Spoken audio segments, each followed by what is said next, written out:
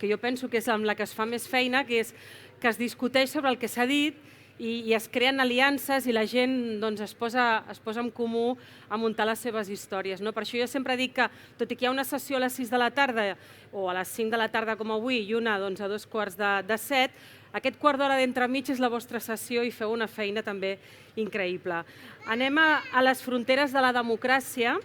La democràcia es continua identificant amb aquest àmbit territorial dels estats tradicionals, però clar, també hi ha ideals democràtics que projecten cap amunt amb un ordre més supranacional o cap avall, cap a l'àmbit més local. I en aquest sentit, la democràcia guarda una relació també essencial potser amb el territori de la nació o potser es pot construir d'una manera més enllà de les fronteres d'aquesta nació o estat. De fet, l'element nuclear de la democràcia estatal o nacional és aquesta sobirania popular o com es pot adaptar o transformar la noció clàssica de sobirania a territoris que no són els de la nació, o què significa la sobirania fora dels contorns de l'Estat, o podríem concebre la democràcia sense sobirania popular, sense aquest subjecte col·lectiu que tingui aquesta capacitat de l'última decisió? Són moltes de les preguntes que ens farem avui, com també la capacitat de posar en marxa un moment constituent. Qui farà la moderació de la taula, podeu anar pujant, és la periodista Neus Tomàs. Ella és directora adjunta del diari Ponés, de fet és responsable de la delegació a Catalunya.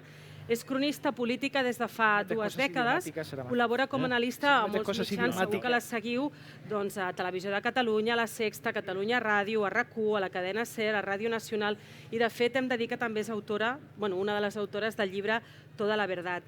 Tenim en Xavier Domènech, també una cara coneguda, historiador i docent. Ell és professor d'Història a la Universitat de Barcelona, ha treballat sobre els períodes de la Guerra Civil, el franquisme, la transició, la democràcia, centrant les seves investigacions en els moviments socials i també els mecanismes i els processos de canvi polític i la conformació d'identitats populars. S'ha especialitzat en l'estudi de dinàmiques nacionals a Espanya durant aquest període contemporani, ha comissariat exposicions, segur que us sona Memòria Democràtica de Sabadell del 36 al 76, o Quan plovien bombes, els bombardejos a Barcelona durant la Guerra Civil, o Refugi, i també treballa en molts projectes de memòria històrica. Hem ressenyat a la pàgina web tots els seus llibres sobre moviment obrer, lluita de classes i plurinacionalitat. I en tercer lloc, des de Màlaga, ens ve el Manuel Arias Maldonado, politòleg també, divulgador. Ell és catedràtic de Ciència Política a la Universitat de Màlaga, va estar a la Universitat de Berkeley a Califòrnia, al centre també Rachel Carson de la Universitat de Múnich, al Departament d'Estudis Mediambientals i Animals de la Universitat de Nova York, però hem de dir que també escombra cap a casa, on dirigeix l'Aula de Pensament Polític al Centre Cultural La Malagueta a Màlaga. Un senyor acadèmic global i també local. És autor de nombrosos articles i llibres, com La democràcia sentimental, política i emociones en el siglo XXI o Antropoceno, la política en la era humana. També hem posat a la nostra web 1000 ressenyes dels seus llibres i les col·laboracions als mitjans de comunicació. Els hi fem un aplaudiment i després, si us sembla, quan fem el torn de preguntes en fem 2 o 3 de seguides i així potser tindrem més temps que més persones pugueu preguntar, si us sembla com a dinàmica, d'acord? Molt bé.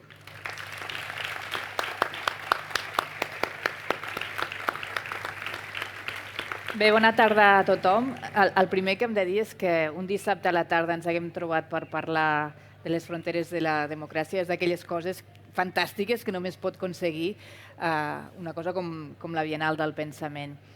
Segurament és perquè es necessita la calma d'una estona com aquesta per reflexionar d'una qüestió que, ara ho deia la Txell, és complexa. Potser no n'hauria de ser tant, i ara ho veurem, però realment ho és. No volem tractar-ho des d'un punt de vista excessivament teòric, que seria el risc, sinó que volem, en la mesura del possible, aterrar-ho tot el que puguem. Els dos convidats segur que ens hi ajudaran. Ho farem en català, tot i que el Manuel no parla català i, per tant, en algun moment igual anem canviant al castellà, perquè, i si tu no sigues algo, por favor, quéjate. De les moltes definicions que hi ha sobre la democràcia, us n'he triat una d'Alain Turenne per començar, la llegeixo literal, perquè evidentment no la sé de memòria. Ell diu: la meta d'una societat democràtica és conciliar la diversitat més gran possible amb la participació del major nombre possible d'actors en els instruments i els beneficis de l'activitat col·lectiva. És a dir, per dir-ho de manera potser més resumida, seria un equilibri entre participació i conflicte. I com deia també ara la Txell, per parlar de democràcia, alhora s'hi hauria d'afegir el concepte de sobirania. Xavier, començo amb tu. Tu vas escriure un article el 2016 on deies que els dos principals moviments sociopolítics del nostre temps, aquí a Espanya, que han sigut el 15M i el moviment sobiranista català, en el fons sorgeixen com un clam de sobirania, deies tu, no? Front a l'evidència de que cada cop en tenim menys. Això era el 2016.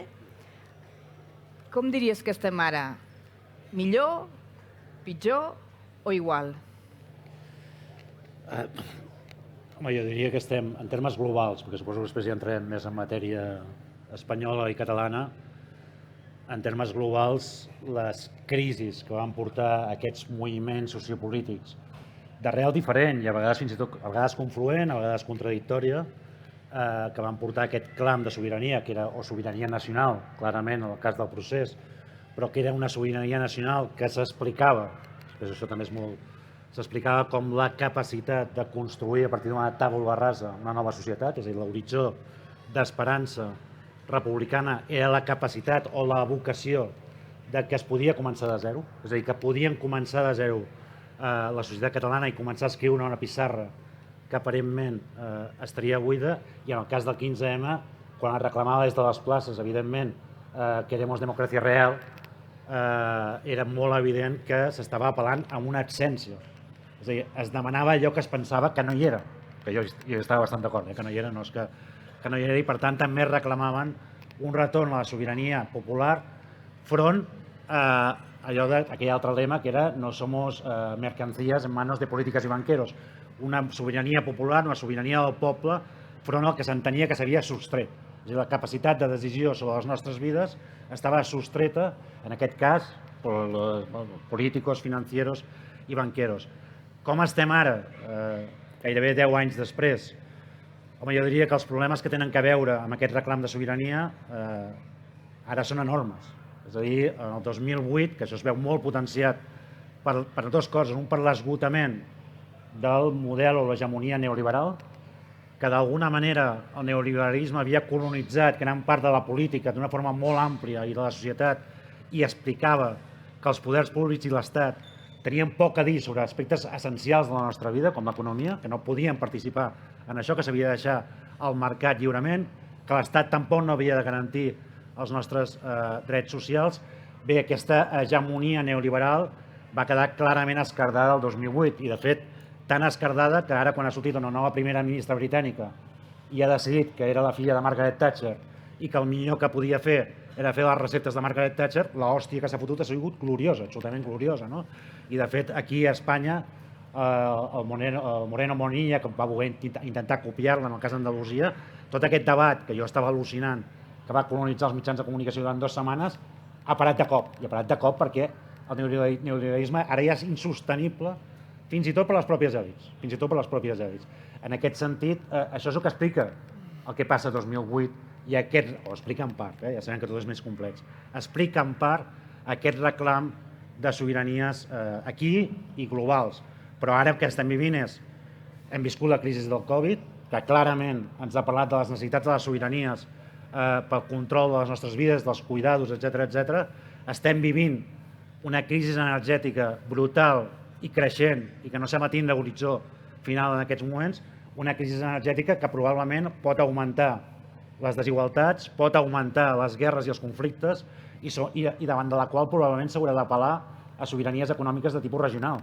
És a dir, una forma de construcció més autocentrada perquè ja no és sostenible el món, no només es va acabar el neoliberalisme, bueno, es va acabar, va entrar en crisi el neoliberalisme, sinó que el propi món que havia donat, que havia parit, que és la globalització, en aquests moments és un món que ha passat de ser un món aparentment d'esperances de consums infinits i esperances d'abundància infinita a un món absolutament incert i que genera més pors que esperances. Però és que a més tenim la crisi ecològica. Ara mateix, he vist el Miquel Ortega aquí, que és el meu referent en aquests temes, ara mateix, i m'ho deia l'altre dia i té raó, la idea que segueixen practicant els polítics avui en dia de que cal un desenvolupament sostenible, un creixement sostenible, Això ja és absolutament desfasat, o sigui, ho seguireu sentint, però és absolutament desfasat. En aquests moments ja no és un problema de mantenir un creixement sostenible perquè podem trobar mecanismes pels quals la nostra relació amb la naturalesa no porti a catàstrofes. No és aquest. Haurem de parlar de recuperació ecològica, rehabilitació ecològica, haurem de parlar d'una relació absolutament diferent que implica models econòmics absolutament diferents. I tot això pot portar a sortides absolutament... Jo crec que és a dir, els moviments sobiranistes, i vaig acabant, perquè no volia enrotllar tant, els moviments sobiranistes creixeran, poden tindre cares molt diverses.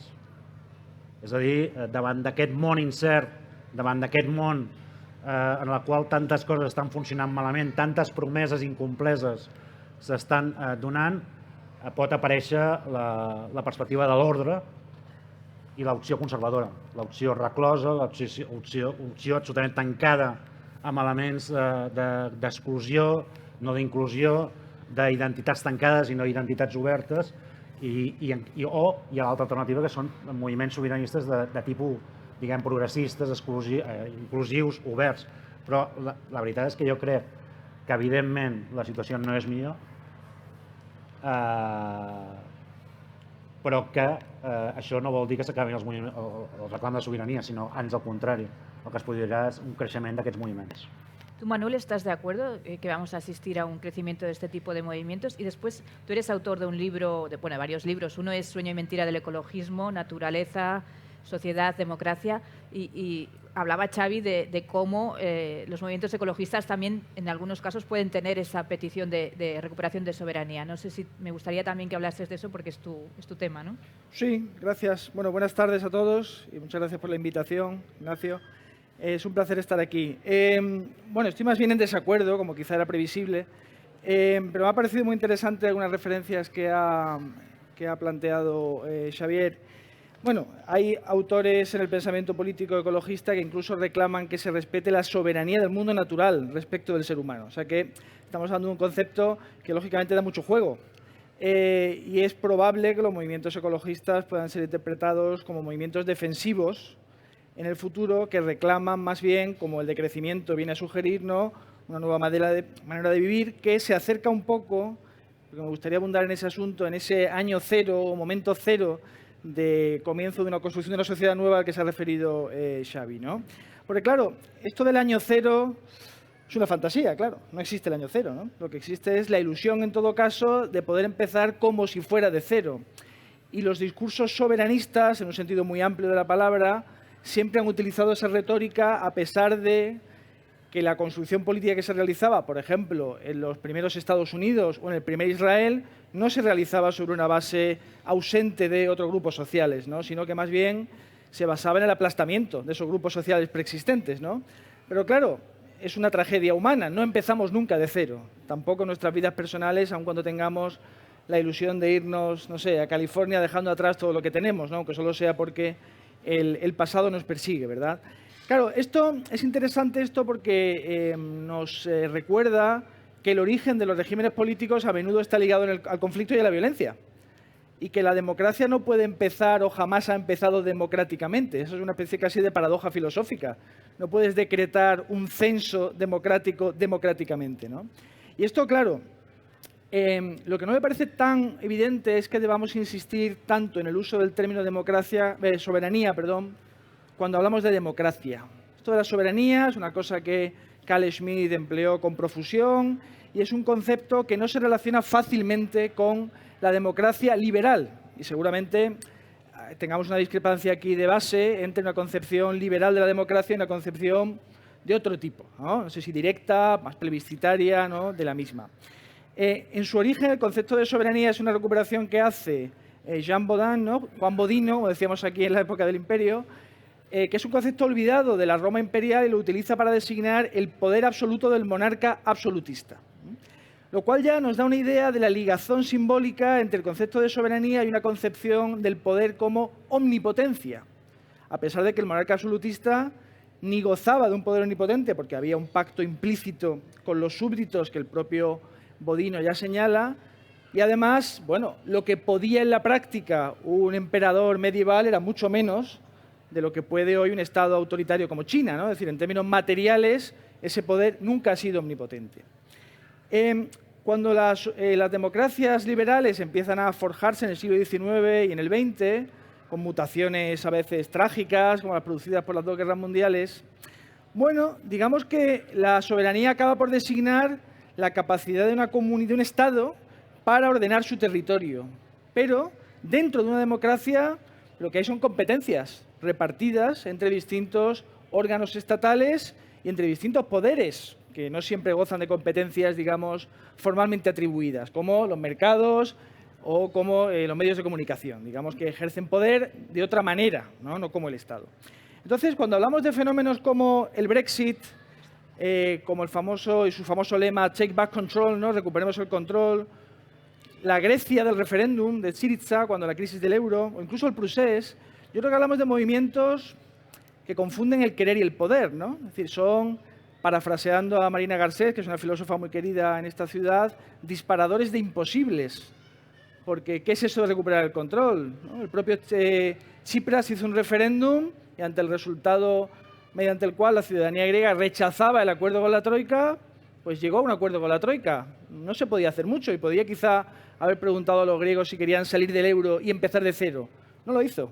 Los griegos no querían. De alguna manera había ahí la expresión de un anhelo, de una queja, una emoción, por tanto, pero que no se relacionaba con una voluntad política realizable. Y a mí esto me parece importante, y con esto voy acabando, y es que cuando digo que aquí se contraponen dos concepciones de la democracia y quizá de la política también, yo diría que por una parte está una concepción liberal en la que el poder necesita límites, deben serle fijados y además hay que reconocer que los tiene, aunque no se los fijemos. Es decir, que si mañana saliera el presidente del gobierno y decretara un salario mínimo de 6.000 euros para todos los españoles, eso no funcionaría, igual que no le ha funcionado a Liz Truss su plan de rebaja fiscal para los millonarios. Y por tanto, digamos que esta concepción de la política reconoce la impotencia relativa de la política y, por otra parte, una concepción de la política y de la democracia más basada en la afirmación de la voluntad política como suficiente para producir resultados eficaces.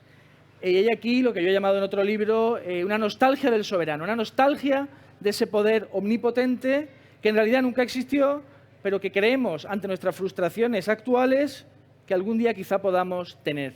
Y el Brexit es la perfecta demostración de que eso no existe, no hay nada detrás, ¿no?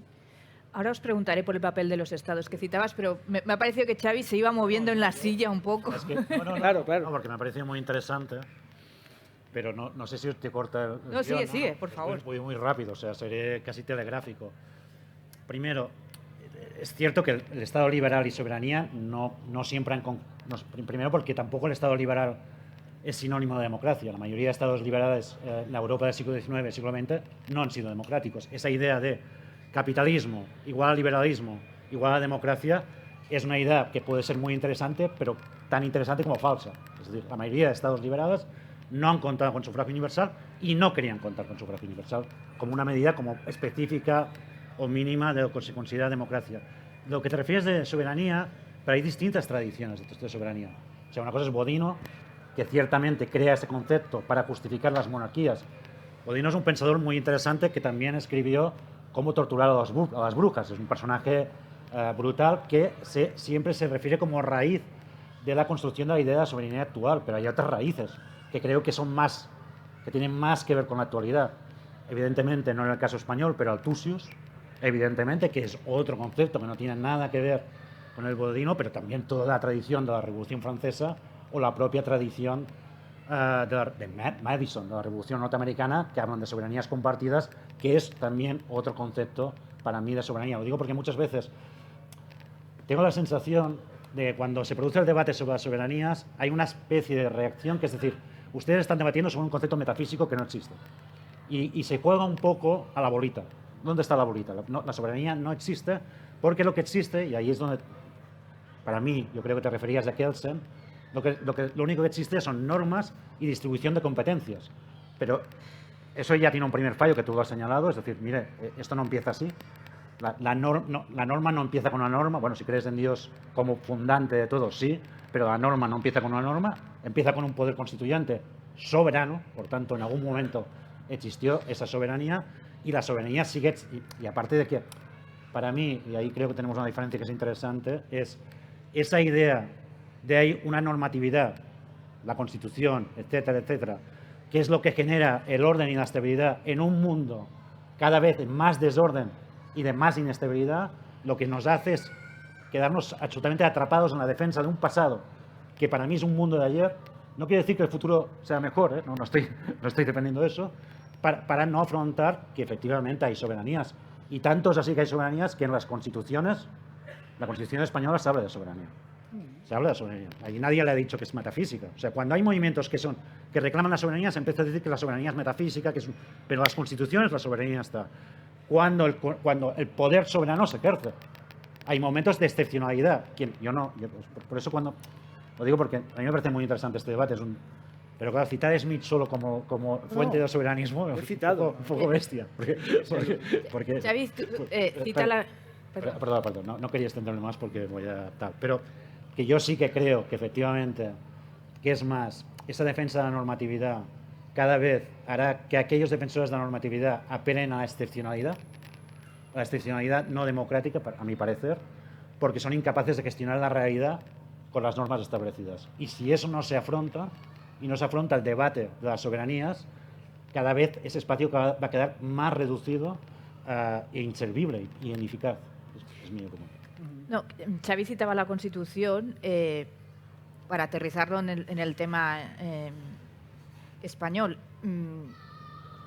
Una de las preguntas, que creo que aquí ha quedado claro que no estáis de acuerdo, es si es posible ejercer la democracia con unas reglas que no sean las de los estados tradicionales. Lo digo porque aquí, de momento, se ha demostrado imposible celebrar un referéndum sobre el encaje legal, el encaje de Cataluña, porque existe un debate precisamente sobre dónde está la soberanía, ¿no? Y siguiendo con este criterio, yo os pregunto a los dos, ¿cómo se garantiza, si es que se tiene que garantizar, que no lo sé, la primacía de los parlamentos, como depositarios que son de la soberanía popular, respecto a otros poderes? Por ejemplo, en el caso de España se puede citar el Tribunal Constitucional. Ahí, como mínimo, podríamos decir que hay un conflicto o no, o hay que poner por delante el Tribunal Constitucional y ya está. ¿Empiezo yo ahora? Sí, bien, con mucho gusto. Bueno, claro, hablas de si es posible ejercer o desarrollar una democracia que no se atenga a las reglas tradicionales o las reglas del Estado tradicional, ¿no? Xavi estará de acuerdo conmigo, creo, al menos, en que realmente en ningún sitio está escrito cómo debe ser la democracia. Yo eso lo tengo claro, por supuesto. Es decir, un concepto discutible, ¿no? Como dijo Zapatero de la Nación, y que, por tanto, es de manera natural un concepto también contencioso, acerca del cual discutimos, ¿no? Nos peleamos. Esa discusión, no obstante, creo que no se produce en el vacío, ¿no? Es decir, que sí atesoramos un laboratorio de experiencias que es la historia. Por supuesto, no es un laboratorio unívoco porque discutimos también acerca de qué interpretación hay que dar a la historia, qué episodios entresacamos, qué autores preferimos, en función de una preferencia que idealmente se ha formado después de estudiar y no antes, pero que en todo caso está ahí, ¿no? La experiencia, por cierto, creo, esa experiencia histórica que nos ayuda a reflexionar sobre la democracia posible, creo que es frustrante, Frustra porque ya tenemos 250 años de modernidad más o menos a nuestras espaldas, por muy frustrado que pueda ser el proyecto moderno, no se ha realizado, etcétera. Y esto nos constriñe porque sabemos que hay caminos que no llevan a ninguna parte. Podemos intentar repetirlos, pero realmente hay ya conocimiento acumulado acerca de dónde lleva, pues no sé, la fijación de los precios en todos los sectores de un mercado, por ejemplo, ¿no? No suele salir bien, por ejemplo, ¿no? Y es un ejemplo entre muchos, no quería referirme únicamente a ese del plano económico, ¿no? Ahora bien, lo que sí está escrito es lo que sea la democracia en los estados que la tienen. ¿Y dónde está escrito? Pues en la Constitución, que está vigente en ese territorio, en las leyes e incluso diría también en las normas tácitas que se aplican, que por supuesto pueden cambiarse sin necesidad de que un Parlamento diga nada, ¿no? Entonces, claro, cuando decimos reglas del Estado tradicional o diseño heredado de la democracia, yo creo, y no creo que eso me adscriba necesariamente al conservadurismo, que las cosas que nos han llegado tienen un sentido, es decir, que tienen un valor. porque proceden de un conjunto de experimentos, de errores, de prueba y de error, ¿no? Y, por ejemplo, todas las constituciones que se hacen después de la Segunda Guerra Mundial responden a la voluntad de contener y neutralizar un poder político que se había demostrado peligroso en su invocación de la voluntad popular como fuente de legitimidad, al margen de las leyes, ¿no? Y yo creo que eso tiene un valor porque responde a una historia y a unas lecciones que fueron aprendidas. Otro debate es si eso nos sirve para un mundo diferente. Bueno, eso es otra cuestión diferente, ¿no? Entonces, claro, cuando citabas al Tusius y esas otras concepciones de la soberanía, yo creo que nuestras democracias son democracias liberales, que combinan elementos de las dos tradiciones. Y yo creo que es una síntesis virtuosa. Habrá quien prefiera tener más democracia y habrá quien prefiera tener más liberalismo y menos democracia. Alguno habrá que no quiera el sufragio universal todavía, es probable, ¿no? Pero yo creo que la síntesis es virtuosa. Y en ese sentido, claro, por ejemplo, concebir una democracia de referéndums técnicamente es posible. Hoy en día, con Internet. Yo creo que una democracia de referéndums, donde cada mes se preguntará a los ciudadanos qué quieren hacer con, yo qué sé, el mercado energético o con las fronteras, es una democracia abocada al caos o a la captura oligárquica.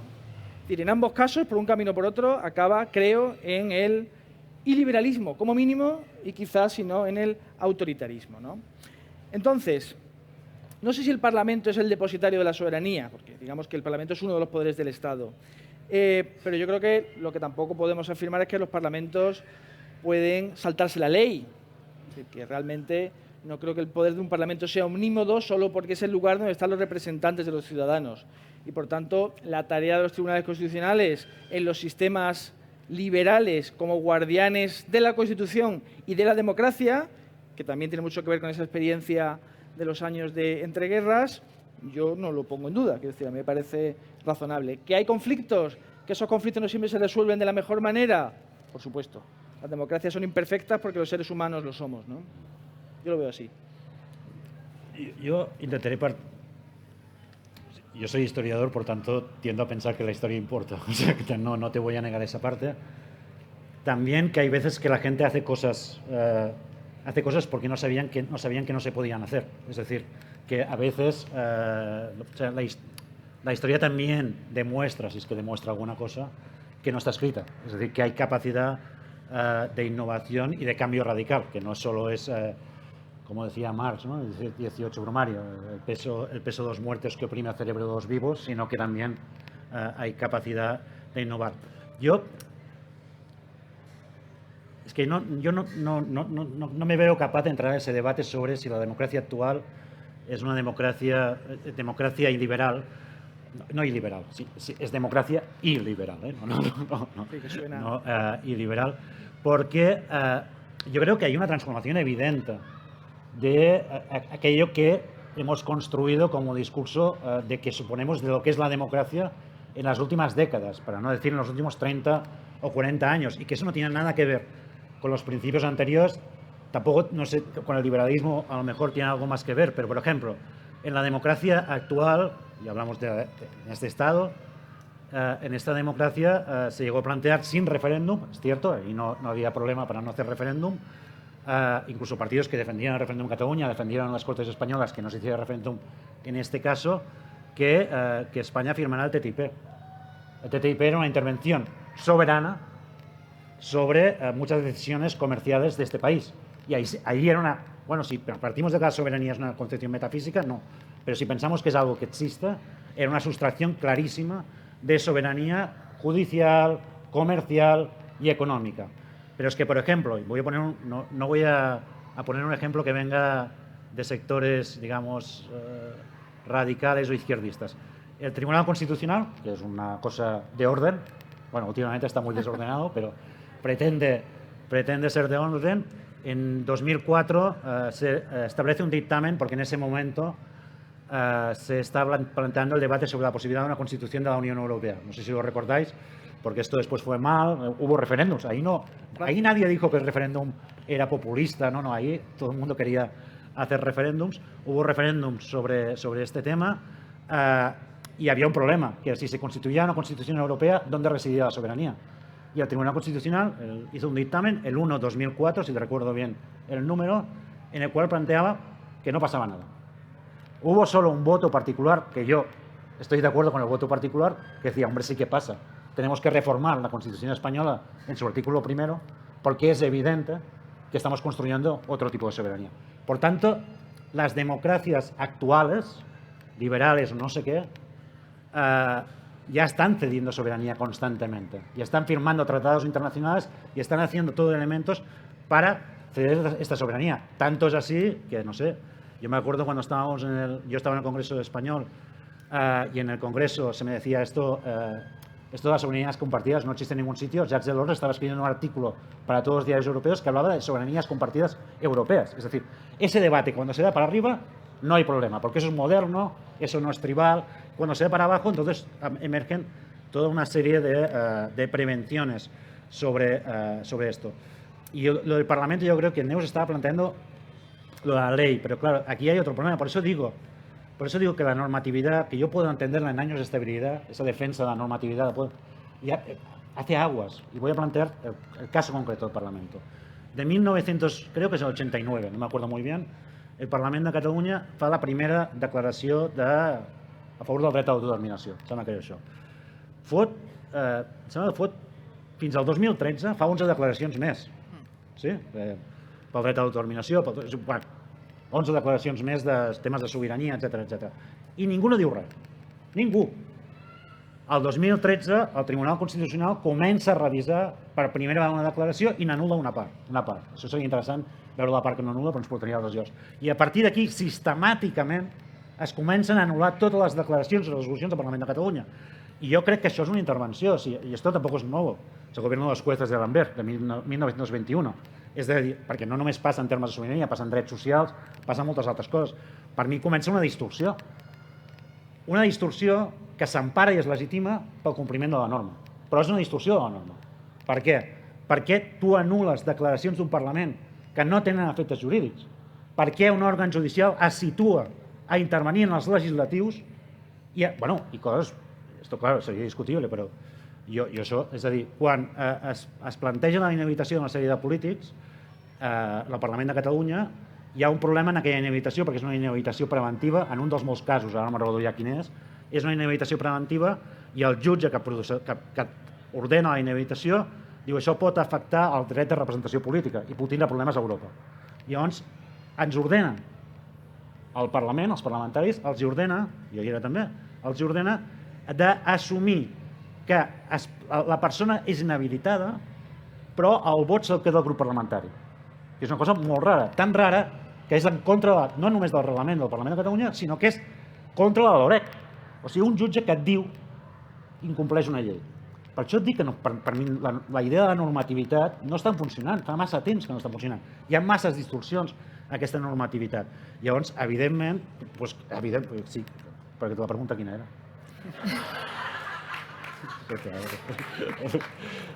Si es pot fer altres formes de democràcia?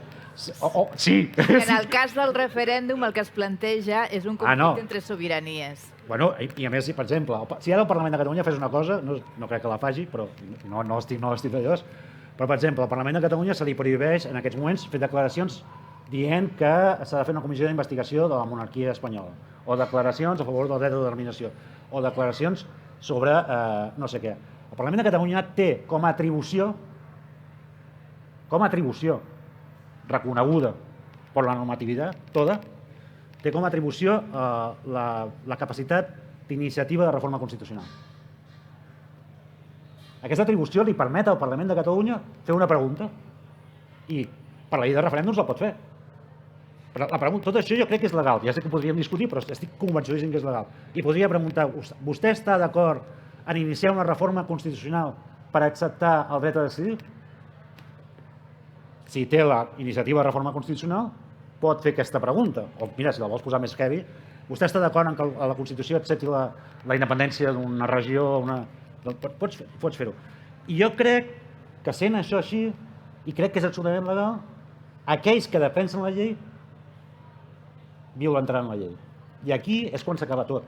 És a dir, quan s'acaba, per mi, el discurs aquest de la normativitat i tot això, perquè llavors entrem efectivament en un conflicte de principi democràtic i també de sobiranies. Clar, Manuel, justament ara s'ha començat, ha empezado el juicio aquí en el Tribunal Superior de Justicia de Cataluña a una parte de la anterior mesa del Parlamento por haber permitido la votación de 4 pronunciamientos, pero bueno, para resumir, sobre la monarquía y la autodeterminación, ¿no?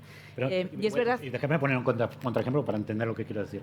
Todo eso se prohibió porque el Tribunal Constitucional consideró que el Parlamento de Cataluña no tenía atribuciones para hablar de estas cosas, teniendo en cuenta que eso se ha hecho desde varios parlamentos años ya, que antes nadie consideró, el Tribunal Constitucional es que ni lo miraba, por tanto tal, y que en el mismo momento que se estaba prohibiendo esto, el Parlamento de Extremadura aprobó una declaración para que se aplicara el 155 en Cataluña. Que dices, ¿el Parlamento de Extremadura tiene atribuciones sobre la aplicación? No, por tanto, ese también la tenían que anular, y de ahí nadie dijo absolutamente nada. Pero bueno.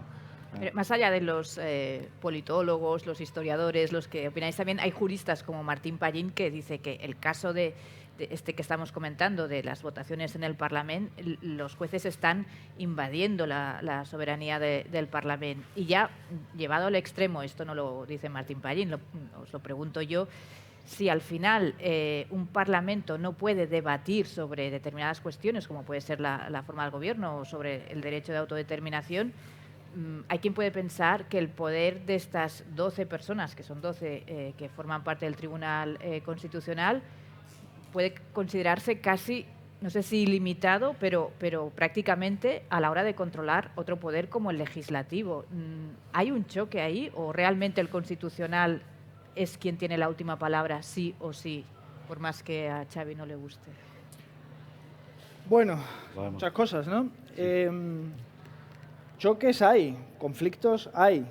Quien tiene la última palabra sobre la constitucionalidad de las leyes, sobre la protección de la democracia respecto de lo que pueda desbarrar un legislativo, es el Constitucional.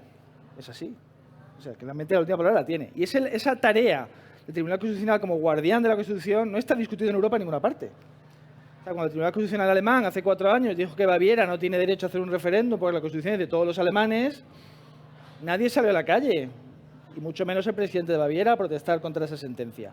Se acató la sentencia. Es verdad que en Baviera tiene un 3% de apoyo a la independencia. No sabremos qué haría Merkel si tuviera un 40% detrás, que es verdad que pueden hablar con mucha alegría debido a que el problema no es un problema de entidad suficiente. Aunque el Tribunal Constitucional alemán tiene mucho prestigio, el pueblo alemán tiene, ¿no?, una cultura jurídica importante, a pesar de que, en fin, hace un siglo no estaban quizá tampoco tan civilizados, ¿no? Pero bueno, la cuestión es, yo creo que sería un error afirmar que el Tribunal Constitucional tiene, por esa razón, un poder ilimitado, tiene un poder que le ha sido atribuido y que, por cierto, es más discutido en Estados Unidos que en Europa, ¿eh? Ese rol como, digamos, freno al poder legislativo, porque, insisto, esa función atribuida al Constitucional en las sociedades europeas tiene que ver con esa experiencia de la primera mitad del siglo XX, de contener al poder político que, en nombre de la voluntad popular, puede arrasar con todo.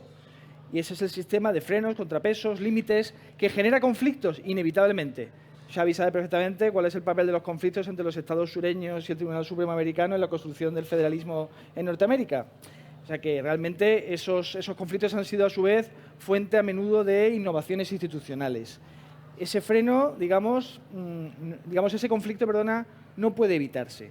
Yo de ahí no deduciría que el Tribunal Constitucional no tiene una función que cumplir. Me parece que la existencia de órganos contramayoritarios responde también a la constatación de que hay decisiones que deben ser protegidas de la influencia de los intereses electorales también de los gobiernos. Porque aquí hablamos mucho del legislativo, pero en los regímenes parlamentarios, legislativo y ejecutivo están bastante entremezclados, ¿no? Y, por ejemplo, los bancos centrales existen porque se concluyó que no era buena idea que los tipos de interés los fijara el gobierno de turno, llamando al gobernador que él había designado para el cargo. Entonces yo no tengo nada en contra de los órganos contramayoritarios. Otra cosa es que su función pueda ser desempeñada con mayor o menor rigor, con mayor o menor acierto, y que las democracias liberales, tal y como yo las veo, puedan funcionar mejor o peor en según qué países. Sobre eso podemos también debatir, sin duda. Pero yo creo que es una síntesis eficaz. Un Parlamento, además, en teoría, tiene el deber de reforzar el sistema al que pertenece. O sea, un Parlamento que se revuelve contra el sistema al que pertenece me parece una actitud poco leal. Entonces, afirmar, y con esto acabo, que en Cataluña no se ha debatido en el Parlamento catalán sobre el derecho de autodeterminación, hombre, yo creo que se ha hablado mucho. Otra cosa es que el Tribunal Constitucional haya podido equivocarse a veces o haya podido anular resoluciones o propuestas de resolución que tuvieran que ver con el ejercicio del derecho de autodeterminación. Son cosas muy distintas. Una cosa es lo que se diga en un Parlamento y otra cosa es lo que haga el Parlamento. Y no puede hacerlo todo, aunque puede hacer bastantes cosas, ¿eh? ¿Y puede debatir de todo? Sí. Yo creo que se ha debatido aquí mucho sobre el derecho de autodeterminación, ¿no? Mucho. Y una pregunta también a los dos. Corregidme si me equivoco, creo que se ha hablado mucho en el Parlamento. Pero, o sea, bueno, Digues, digues. no, No, no. pero yo también volia contestar. Contesta. Ya, pero, o sea, el Tribunal Constitucional ha establecido que el Parlamento de Cataluña no puede aprobar resoluciones en aquello que el Tribunal Constitucional considera que no es de su competencia. Y eso, de alguna manera, es coartar, a mi parecer, es intervenir. Pero yo creo que el problema, o sea, yo creo que el problema, yo pensaba que sería más soberanía, sin fondo, pero... Yo cumplo las instrucciones de la organización que me han dicho, aterrízalo para que no vayamos a toda la globalidad. En el Tribunal Constitucional. El Tribunal Constitucional, para empezar, para mí tiene varios problemas. Uno concreto, la Comisión de Venecia dijo que se tiene que eliminar la reforma que se hizo del Tribunal Constitucional de octubre de 2015, que hace algo tan inaudito en la tradición de los tribunales constitucionales, que es que el Tribunal Constitucional ejecuta sus sentencias. Que eso, porque no es un órgano jurídico usual en ese sentido. Eso ya está establecido, que esa reforma, digamos, pervierte en el marco europeo lo que debería ser la Tribunal Constitucional. A la vez el Tribunal Constitucional español, para mí, tiene algunas... Yo no soy experto, tú sabrás más de esto, pero el Tribunal Constitucional español tiene algunas peculiaridades. Primero, creo que está muy inspirado en el modelo austríaco, con lo cual el Tribunal Constitucional puede hacer controles de constitucionalidad antes de la aplicación de las propias leyes. O sea, ¿no? No, se cambió el sistema de control, me parece, del tema estatutario. Bueno, puede hacer las advertencias. Las advertencias. Pero esto es lo que ha funcionado. O sea, aquí pasan cosas, es decir, el Tribunal Constitucional declara cosas, bueno, esa función a mí me parecía, no estoy muy convencido de cómo fue la reforma. Pero, y además el Tribunal Constitucional español nace en el contexto autonómico. Es decir, el gobierno Suárez, la ley orgánica del Tribunal Constitucional, se crea básicamente porque se han aprobado los estatutos de autonomía vascos y catalán. O sea, el origen del Tribunal Constitucional es este tema. O sea, y eso marca todo su desarrollo. Es decir, él nace precisamente porque han nacido dos estatutos, el catalán y el vasco, y dice, necesito un Tribunal Constitucional porque si no es una negociación política directa entre el gobierno y los gobiernos autonómicos, y necesito un árbitro que me arbitre. Pero es que este árbitro tiene opiniones contradictorias a lo largo de su historia. Cuando se produce la sentencia de la LOAPA, cuando la LOAPA quiere armonizar el proceso autonómico, el Tribunal Constitucional les dice, miren ustedes, que es un pacto entre la UCD y el PSOE, los estatutos no son normas derivadas de la Constitución. Los estatutos no son normas derivadas de la soberanía del Parlamento español. Los estatutos forman parte del bloque de constitucionalidad. Es decir, definen tanto como la propia Constitución en el tema territorial y, por tanto, no están subordinados a las leyes orgánicas. Esa es la doctrina oficial del Tribunal Constitucional, que eso explica muchas cosas. Y en 2010 esa doctrina salta por los aires y se la carga el propio Tribunal Constitucional. Es decir, ha tenido un poder enorme, no en el control de constitucionalidad, sino en la construcción territorial y en los conflictos territoriales, mucho más allá del control de constitucionalidad. Y eso no es, digamos, no es algo que sea propio. Eso que estamos, por eso vuelvo a decir, yo ahí lo veo diferente, pues no pasa nada. Es decir, me cuesta cada vez más entender la defensa de la normatividad en un mundo que es evidente que no está funcionando esa normatividad. Y lo hace muchas veces contra decir, bueno, vamos a cambiar esto porque no funciona. No, porque la norma, etcétera. Es decir, primero porque el problema del Poder Judicial en la intervención en los sistemas políticos no es algo solo de aquí. Es algo que se está mundializando clarísimamente, ¿no? Toda la guerra judicial, la forma de cambiar gobiernos, la forma de intervenir sobre legislaciones desde el Poder Judicial. Después porque tú apelabas a que el Tribunal Constitucional nace para controlar la voluntad que podía ser, pues no sé, un gobierno que haga alguna cosa absolutamente desproporcionada. Pero esto apela a la idea de la independencia judicial, la independencia de los tres poderes, ¿no? Pero es que lo que está pasando no es que el poder político intervenga en el judicial en estos momentos. Lo que está pasando es que el poder judicial está interviniendo en el poder político. Y está interviniendo en el poder político con criterios políticos, que después se revisten de judicializar. Pero esto pasa Esto está pasando en términos del tema territorial, pero está pasando en multitud de otras cosas, temas de leyes de vivienda, está pasando en muchas otras cosas. De hecho, el libro del gobierno de los jueces, de Lambert, de 1921, ya era eso.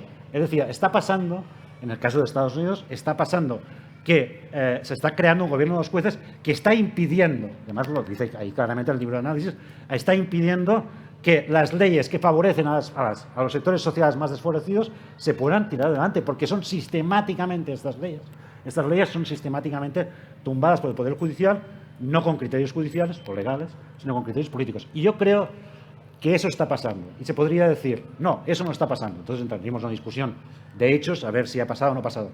Creo que hay mucha población que piensa que eso está pasando.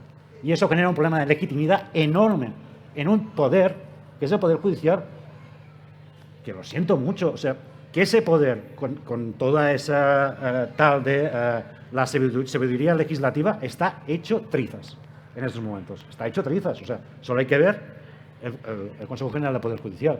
Por eso digo, el conjunto de fallos del sistema está siendo tan grave que expresa que está pasando algo, ya no voy a meterme en qué es ese algo, y ese algo, defender que funciona y que esto tiene que ser así, pues yo creo que se va a ser un campo cada vez más reducido que puede apelar a la legalidad, pero cada vez menos a la legitimidad. Y legalidad sin legitimidad es problemática.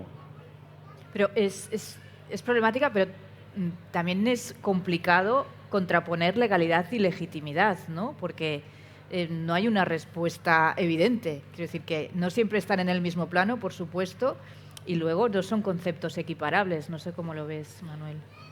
Hombre, el tema de la legitimidad es un temazo, ¿no? De sociología y ciencia política. Bueno, como hablamos de las fronteras de la democracia, la legitimidad, claro. ¿Dónde la pones? ¿Fuera o dentro? Fíjate, pues, voy a conectar esto con lo que acaba de decir Xavier de que mucha gente cree que, ¿no? Hay un problema de legitimidad, mucha gente tiene una percepción según la cual, ¿no?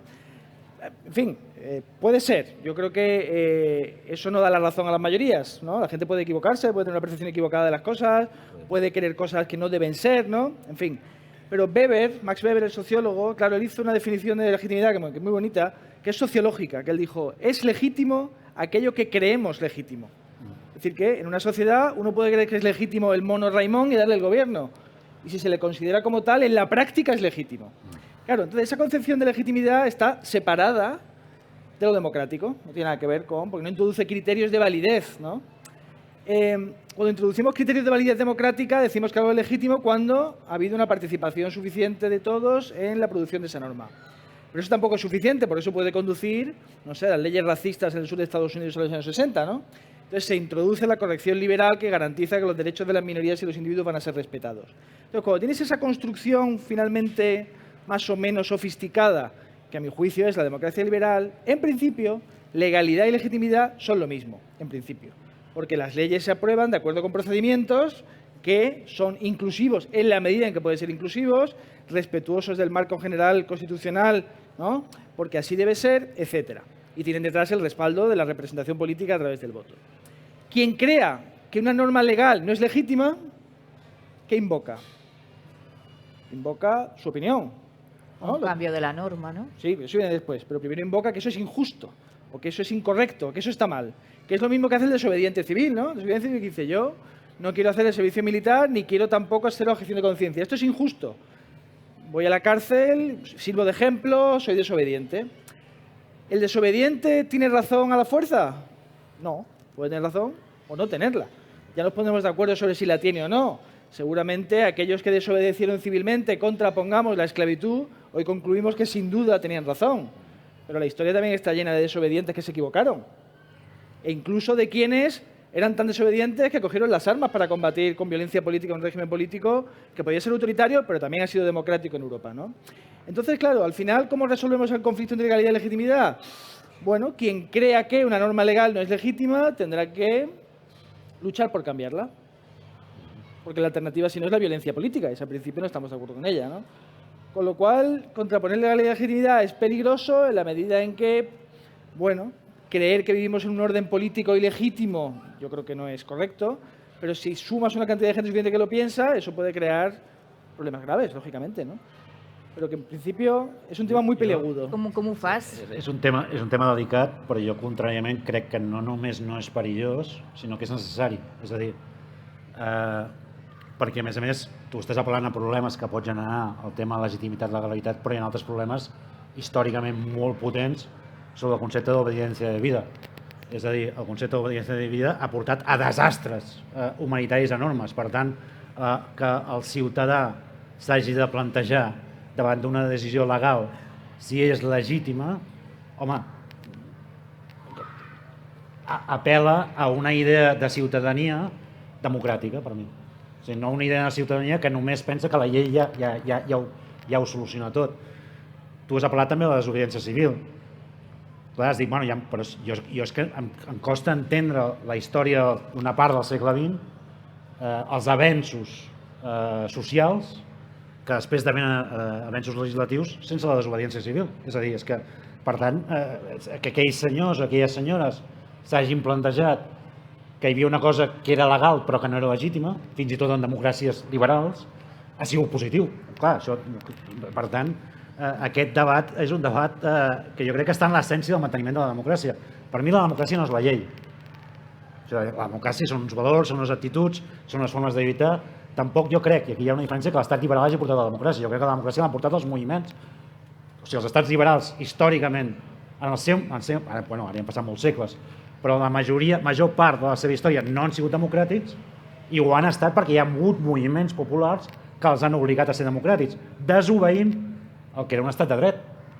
Per tant, ja sé que aquest camí és un camí que porta a la incertesa, però és que el món jo crec que el món ja està ple d'incerteses, però intentaré fer-ho fins i tot, intentaré explicar, i tornem al tema territorial, però intentaré explicar des d'un context més d'ordre, més de normativitat. Quan el 1998 s'eleva al Tribunal Suprem o la Cort Suprema de Canadà, el govern de Canadà li eleva una pregunta, és Quebec té dret legal a independitzar-se, el dictamen que fa, que per mi és un dictamen, jo estic enamorat d'aquest dictamen, em sembla preciós, ja sé que és un dictamen que diu no hi ha dret legal a separar-se, és a dir, Quebec no reuneix cap de les condicions que permetrien un reconeixement de la independència en termes internacionals, a partir del dret internacional. L'ordre jurídic intern de Canadà no parla de tot això, però planteja moltes coses, aquest dictamen, però planteja dues que a mi em semblen interessants en aquest terme de legitimitat. Diu, ara bé, si hi ha una majoria que legítimament, diu legítimament, demana que això es compleixi, tots els actors de Canadà, els actors institucionals de Canadà, hauran de negociar per fer efectiva la voluntat d'aquesta majoria. I després diu una altra cosa. Diu, la democràcia sense legitimitat no és sostenible. Per tant, ho diu així, més o menys així, ara estic citant de memòria, però diu alguna cosa així com per tant, el manteniment de la democràcia sempre ha de ser una dialèctica entre legitimitat i legalitat. I això ho està dient una Cort Suprema de juristes, és a dir, això no ho estan dient ni sedicientos no sé què, ni tal. Ho estan dient una Cort Suprema de juristes que jo o sigui, sento que és una gent que està intentant solucionar problemes i no fotran més, no? És a dir, i bueno, és això. Arribats a aquest punt, veient la cruïlla en el tema territorial, però no només, tu abans citaves l'habitatge i altres reivindicacions que en l'actual Constitució haurien d'estar garantits, però és evident que no ho estan, creieu que ha arribat al punt que s'ha d'obrir un nou procés constituent o és impossible? I en tot cas, si hagués de ser-hi, més tard o més d'hora, què creieu que hauria de tenir, què hauria de contemplar? No sé si, per exemple, alguna fórmula s'ha parlat en algun moment, en el cas del sobiranisme, de poder-li posar una addenda a l'actual Constitució que permetés, en la línia d'un concepte més o menys, una disposició addicional famosa, però no sé si més enllà també del tema territorial, per això deies també el de l'habitatge, és el moment de plantejar-se un procés constituent, independentment de que els partits els hi facin alguns moltíssima mandra? Quizá no sorprenda a nadie que yo pienso que no es pertinente, necesario, no se dan las condiciones. Quiero decir, creo que hay me parece que es una muestra más del fantasismo inauguralista, ¿no? De los nuevos comienzos, de empezar de cero, proceso constituyente, va a ser todo maravilloso. Bueno, estamos viendo lo de Chile, ¿no? Maravilloso no tiene por qué ser, ¿no? En Chile se ha intentado hacer una constitución de parte, no ha funcionado, con 500 artículos, 600, ¿no? Yo creo que la Constitución española puede acomodar muchas políticas muy diversas en su interior y que en todo caso los problemas que tenemos en España, que son muchos, obviamente, y que no son solamente los problemas de Cataluña, por cierto, pueden arreglarse a través de legislación ordinaria. Es decir, que igual que las cosas se han estropeado a través de legislación ordinaria. Una Constitución es una regla del juego, tiene que ser lo más neutral posible en la mayor parte de asuntos que cubra, y no creo que se den las condiciones tampoco para un consenso. Entonces, aquí hay un equívoco también, ¿no? Y es, bueno, rompemos el consenso constitucional del 78 por la izquierda y hacemos una constitución nueva. Bueno, es que en la derecha también juegan y también rompen los consensos, ¿no?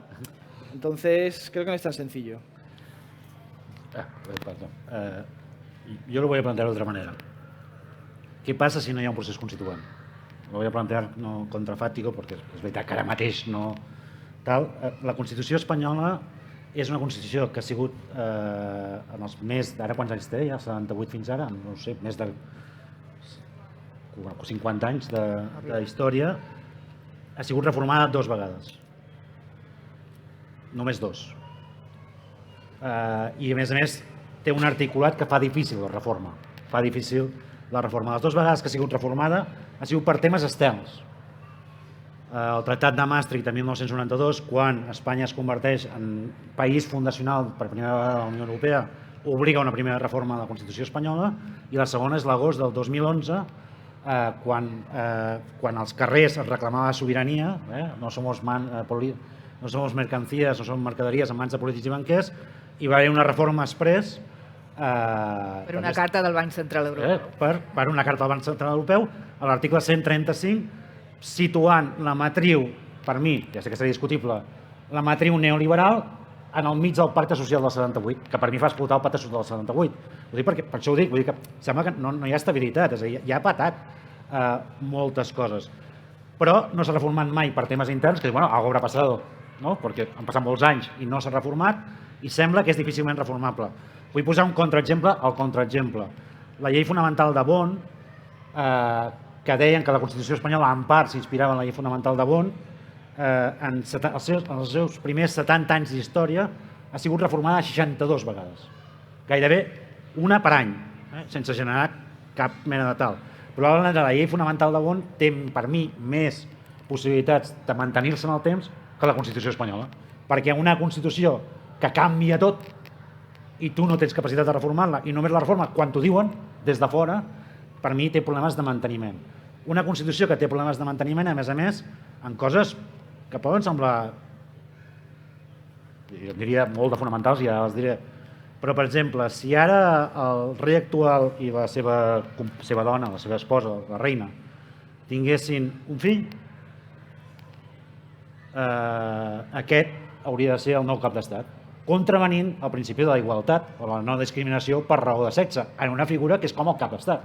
Sí, això és un problema, és un problema per ells, o no sé, m'és igual, però aquest és només un dels problemes. Hi ha molts més problemes a la Constitució. Llavors, l'alternativa a no fer res, perquè tot ja funciona, quan res funciona, és algo que, això ho deia Pérez Royo, i jo li dono tota la raó, deia que en España debates sobre reformas constitucionales ha habido muchos, que nunca han llegado a ningún sitio y las constituciones se acaban cayendo. I històricament és veritat, és a dir, un abril del 31 y a tomar viento, y aquello que parecía imposible, y entonces es tabula rasa.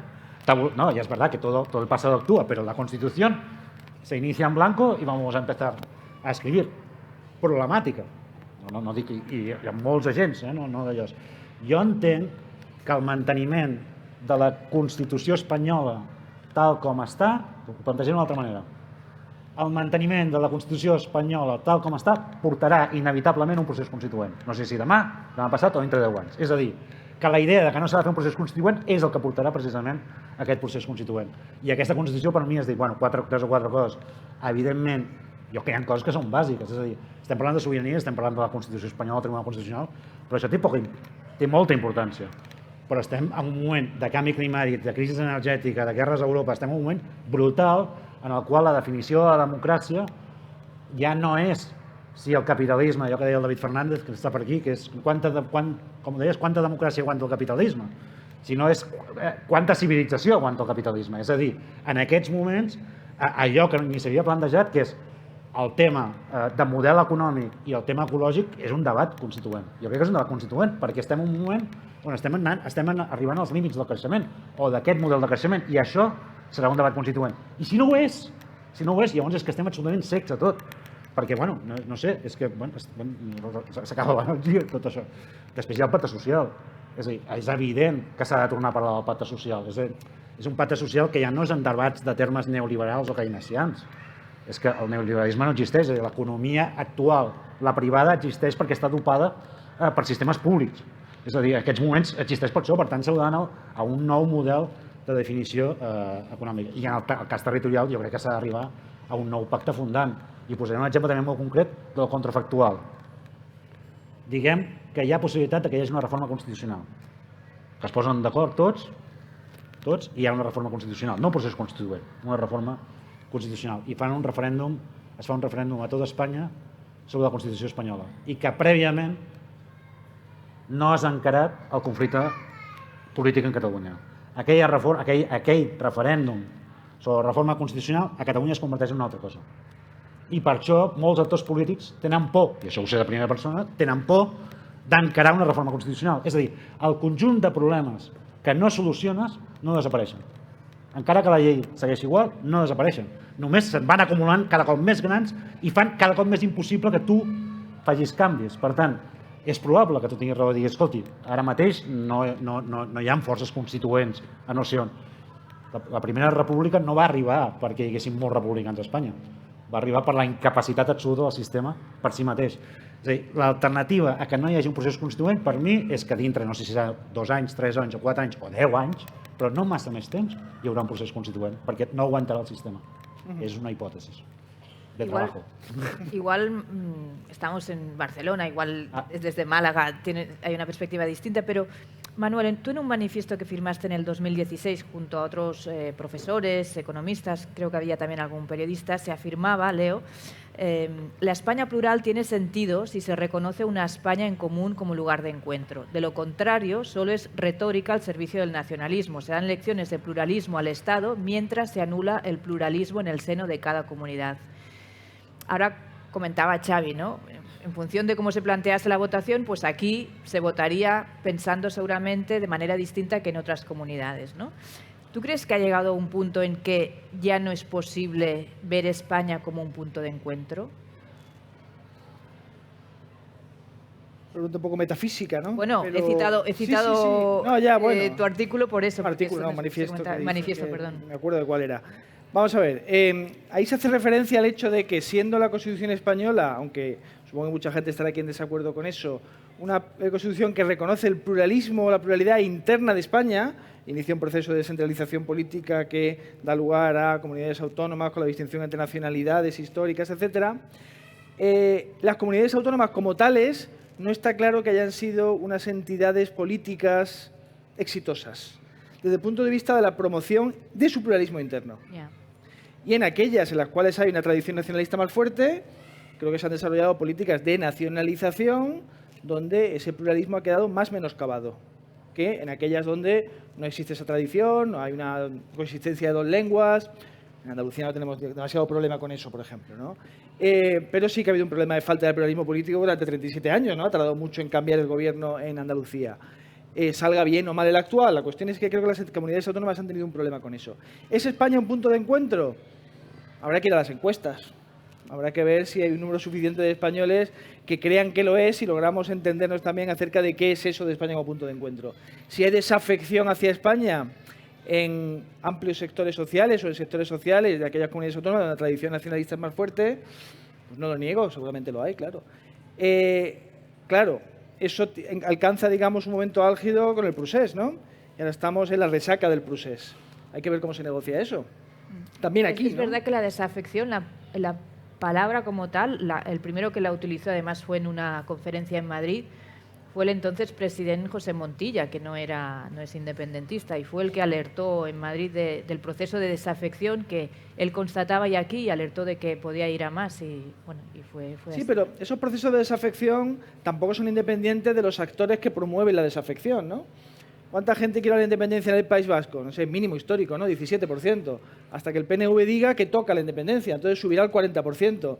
Entonces, esas esencias nacionales tan volubles y variables en función del estado de la opinión pública, del dinero que entre en la comunidad, de cuántos jubilados haya, bueno, me lo tomo en serio, pero creo que tampoco hay que sacralizarlo, porque esa variabilidad denota la influencia de las élites sobre lo que piensan los ciudadanos, ¿no?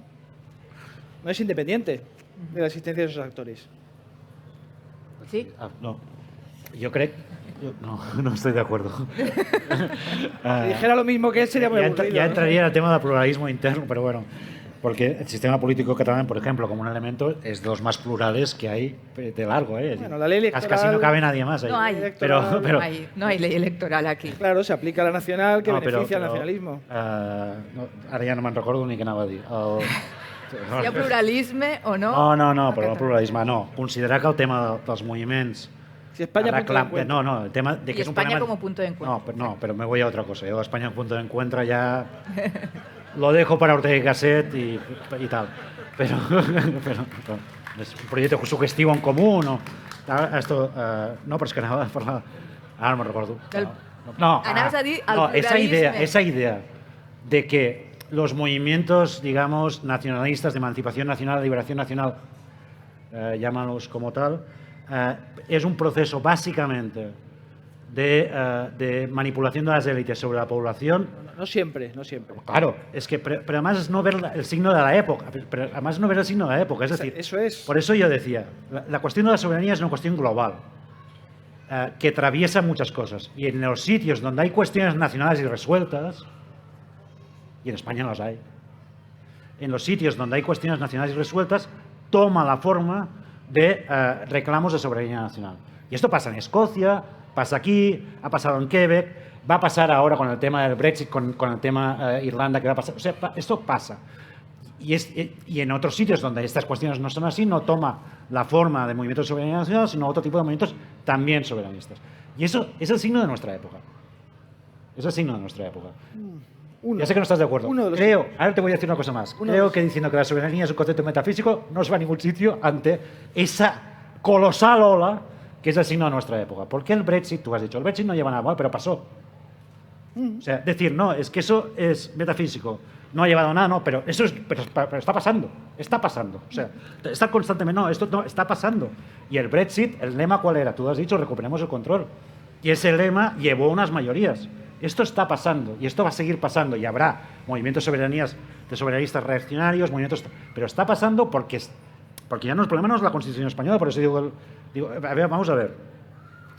Es que no, es que a ver, o sea, se acaba el petróleo, el gas no sabemos dónde va, hay una crisis climática enorme, todo eso está pasando y hay unos señores en el Tribunal Constitucional que no tengo ni idea de si saben algo de eso o tal. Y los que hicieron la Constitución del 78 tampoco no tenían ni idea de eso. Pensaban en otro mundo, un mundo de crecimiento ilimitado. Todo eso está pasando. Y cuando pasa eso, pues es evidente que no solo los ordenamientos jurídicos, en el caso español, los ordenamientos jurídicos globales, o el mismo sueño kelseniano de un orden internacional con una normatividad que todo iba a funcionar, no es así. Es que no está pasando. Entonces, puedes hacer una cosa, es decir, no, yo me quedo aquí, un poco, es humano, madrecita, que me quede como estoy, porque sí, es humano. Es humano, pero no sirve para mucho. O sea, no, porque el mundo va a seguir cambiando, aunque tú estés ahí, pues va a seguir cambiando. Entonces, eso no va a ser... Sí, y las élites participan de eso, porque las élites participan de todo.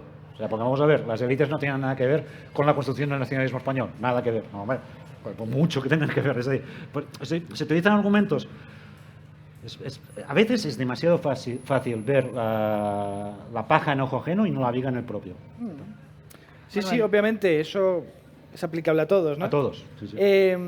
Sí, entiendo que se me pueda ver como, no sé, el último violinista del Titanic, ¿no? Que toca la sinfonía del liberalismo mientras el barco se va a pique. Hay mucha gente que está contigo, ¿no? Bueno, pero, en fin, no es un rol que yo quiera asumir voluntariamente.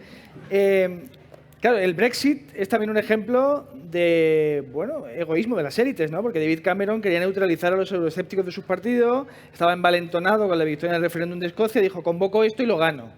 Y yo hablé con colegas míos británicos Recuerdo haber hablado con John Barry, que es ecologista radical, y me decía, imposible que el Brexit gane, 3 meses antes, ¿no? Y ganó. Entonces, digamos, no podemos tampoco dejar de analizar cada uno de estos fenómenos en lo que tienen de singular.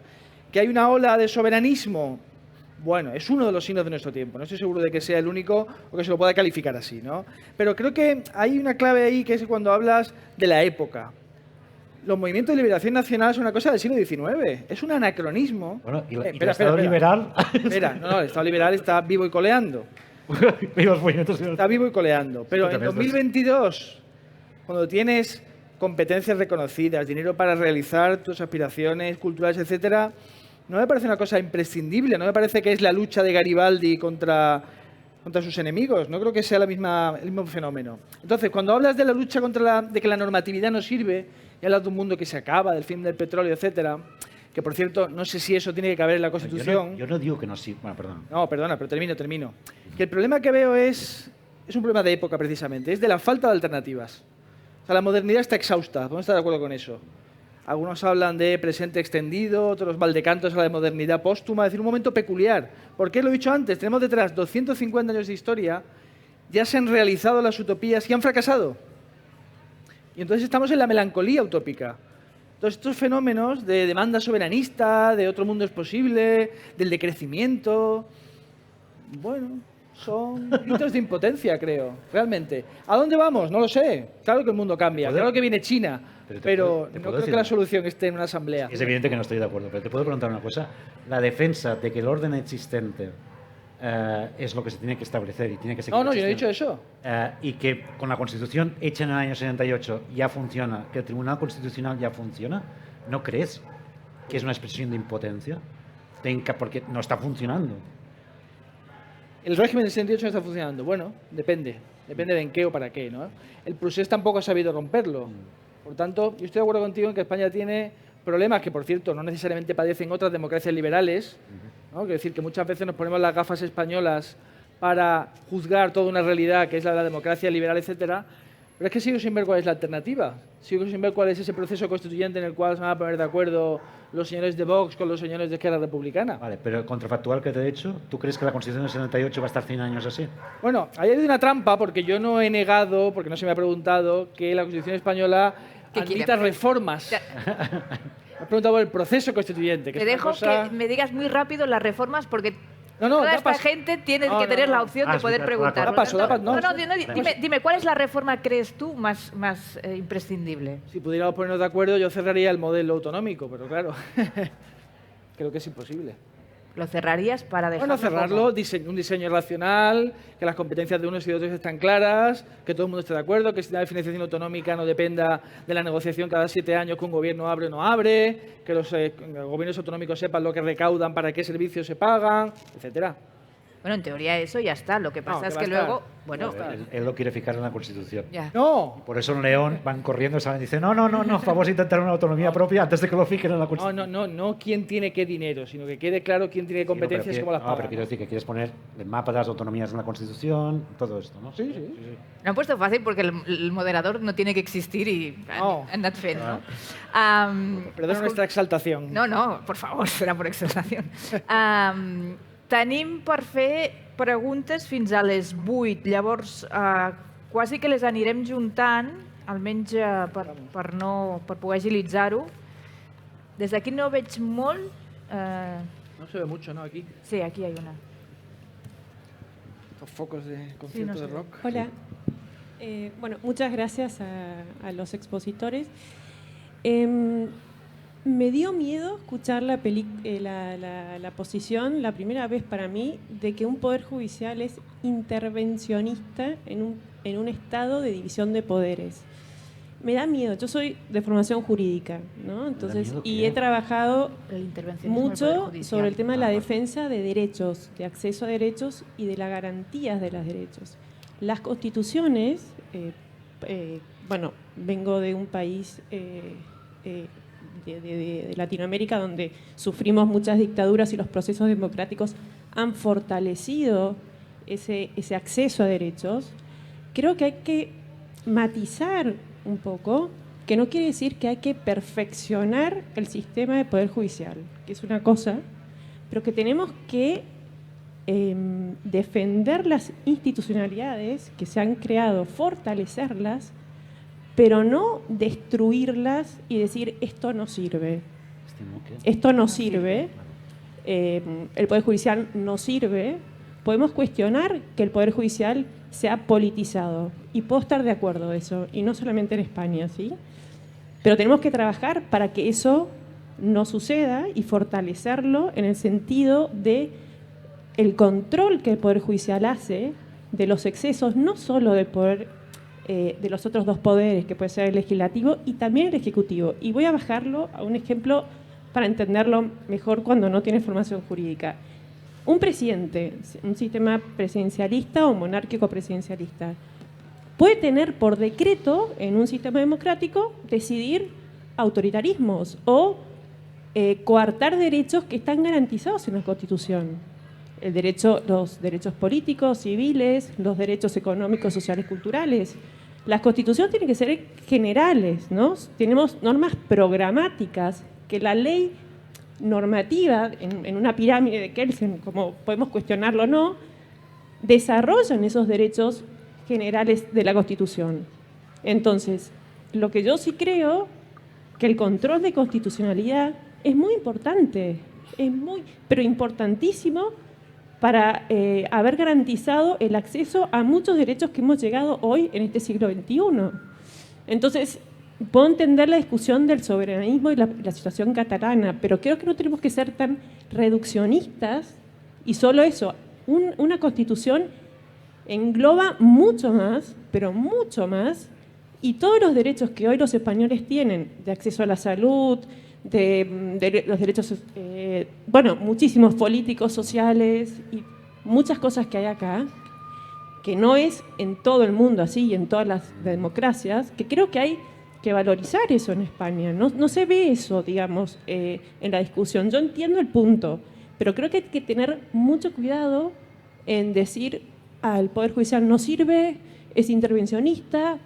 Creo que hay que tener cuidado. Sí, hay que mejorarlo y hay que trabajar en perfeccionarlo, pero así, no solo el Poder Judicial, todas las instituciones democráticas. No nos olvidemos de los derechos que hay en la Constitución. Y por qué se pone un corcho a la Constitución y es difícil reformarla, digamos, justamente porque garantiza muchos derechos que si hacemos flexible la reforma, fácilmente, digamos, ahora reformamos la Constitución, puede entrar un Trump en cualquier país y todos esos derechos que tienes hoy, de un día para otro ya no los tienes. Entonces hay que tener mucho cuidado. Solamente digo eso, sino hay que tener cuidado con las afirmaciones que se hacen, cuando estamos hablando con gente que por ahí no tiene esa formación jurídica, y más en democracias que han luchado muchísimo, y en mi país se ha luchado muchísimo en eso. Si no, vean la película ahora Argentina 1984 y lo que hizo el Poder Judicial en control de lo que fue el Poder Ejecutivo. Gracias. Gracias. La pueden ver en Los Verdi, además, la película, que està aquí al lado. Aquí al lado. No veiem des d'aquí, no sé si hi ha alguna mà més aixecada, allà al darrere, no? Sí. Hay algunos.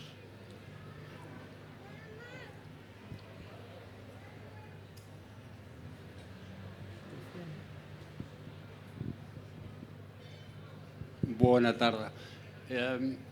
Yo en 1998 hice una pregunta en una conferencia sobre profesores de Derecho Constitucional de por qué no se revisaba la Constitución del 78, habían pasado 20 años y ya se percibía el problema autonómico, por lo menos desde Cataluña, y estábamos el año 78 estábamos en plena crisis del capitalismo en su versión industrial, todavía no se configuraba la versión neoliberal. Es decir, el 78 no se hace cargo, por supuesto, de todo lo que pasó después entre el 80, 90 y hasta ahora. Entonces, mi pregunta ahora que hice el 98, ¿cuál fue la respuesta? Eso no se puede hacer, se le dijo, porque es abrir una caja de Pandora. Entonces era el temor, el miedo, la falta de consensos como para entrar en una discusión constituyente, lo que impedía en ese momento eso. La pregunta que se la haría al profesor malagueño, Ah, eso soy yo. Profesor. A esta altura, ¿qué tipo de revisión, sea por vía de proceso constituyente o sea por vía de reformas constitucionales, se podría actualizar una constitución que por lo demás establece una serie de derechos, la del 78, que son muy importantes, que son los derechos sociales, que por supuesto la versión neoliberal fue cada vez más recortándolas? Bueno, hoy día se plantea esa posibilidad de, se hablaba del tema de los derechos de vivienda, etcétera. Bueno, ¿qué tipo de reformas, y si cree que es posible iniciar un proceso de esa naturaleza? ¿Juntamos Sí, más sí. o...? Si quieres contestas mientras miramos si hay alguna más. Bueno, quizá que hable esta tercera persona y lo Es que respondemos no todo, veía, Sí, no veía. ahí justo al lado. Venga, pues Porque sí. si no... ¿Qué hacemos? Hola. Hacemos todas. Jo no tinc cap pregunta. A mi el que em sorprèn moltíssim és que no sé per què fa tanta por replantejar-nos si la Constitució ha de ser canviada o no ha de ser canviada. Vull dir, no sé per què fa por i no puc sentir-me més decepcionada i més avergonyida de que aquest senyor Manuel Arias, malagueny, jo que sóc filla d'andalusos i que sóc catalana, vingui aquí i digui aquestes coses i la penya no s'enfadi. Vull dir, em sembla supergreu. És que em sembla supergreu, tio. I estic farta de sempre haver d'estar aquí fent la xoni. És que, per cert, tot lo bo... Escolta'm, demano respecte per les opinions de tot. Jo també, però com que em toca moderar la taula, només dic que el Manuel té la seva opinió, que és respectable, que es pot no compartir, però ja està. Vull dir que entenc la teva reflexió i segur que hi ha gent que la comparteix. L'únic que demano és respecte per a tots els participants. Ho sento, però per mi els ideals neoliberals i capitalistes i de la dreta no respecten la meva existència. Per tant, me'n sento indignada. I tot el bo d'aquest món ho hem construït nosaltres, ho hem construït l'esquerra. I per tant, no entenc què fa tanta por. I parlar, i em sembla super demagog i super paradoxal que comenci la seva intervenció parlant de Marina Garcés i que després parli de que el règim de 78 no està en crisi. O sigui, és que em sembla la panacea. I vull que quedi aquí patent i que la gent reflexioni sobre això. Doncs ja ha quedat la teva opinió. No sé si n'hi ha alguna més. Sí, allà. Yo tenía una pregunta para los dos. Primero que nada, bueno, muchas gracias porque ha sido un debate súper interesante. Y bueno, yo querría entroncar todo lo que hemos comentado con este ambiente político social, yo creo, de desafección, ¿no? con la política, ¿no? Y claro, yo creo que esto tiene mucho que ver con la idea de soberanía, ¿no? Y cómo entendemos la soberanía y hasta qué punto pues, la ciudadanía se siente representada, ¿no?